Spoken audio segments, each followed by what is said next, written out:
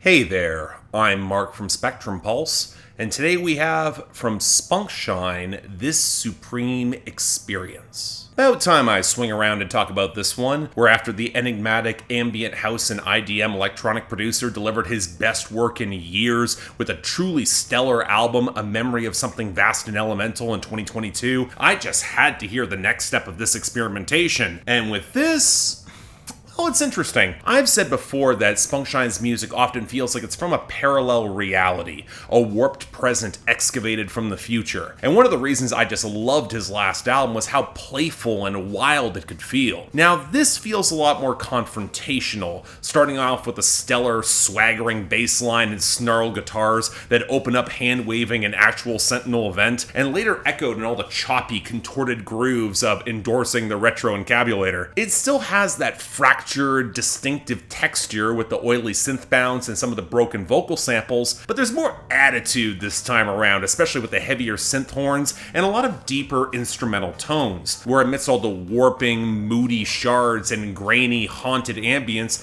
the mixes feel a little bit more desolate. Still playful, but the game feels a bit more serious. So the album naturally feels slower and darker and more somber, and the longer runtime makes it a bit of a tougher listen as a whole. Definitely a pivot back towards his mournful downtempo, and I'm not always sure that amplifies Spunkshine's most unique impulses, especially those tinny or grainy frequencies within the mix. They feel like they're back with a vengeance, like on tracks like Dimensional Chaos. I also get the impression that where his last album didn't quite have mastery of those strange alien spaces, but there was this adventurous flair, this feels more measured in acknowledging everything that we can't know and builds a little bit more distance. And while for the ambient pieces it can lead to some of that same sense of wonder, like on Unobtainium and Anticipatory Nostalgia, the contrasting melodic flair doesn't always stick as deeply. Crippled by Inertia, great example of a track that's got all of that atmosphere and quirkiness, but doesn't quite have that next step to really put it over the top for me. So as a whole, yes, it's very good. At many points, great. Spunkshine's one of those ambient producers with such imaginative flair, and I think he's highly underrated. This just doesn't have the same verve as his last project.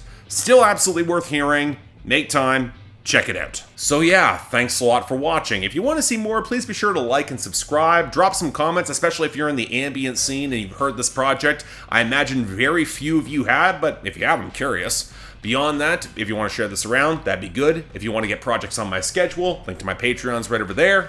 And as always, I'm Mark, you're watching Spectrum Pulse, and I'll see you next time.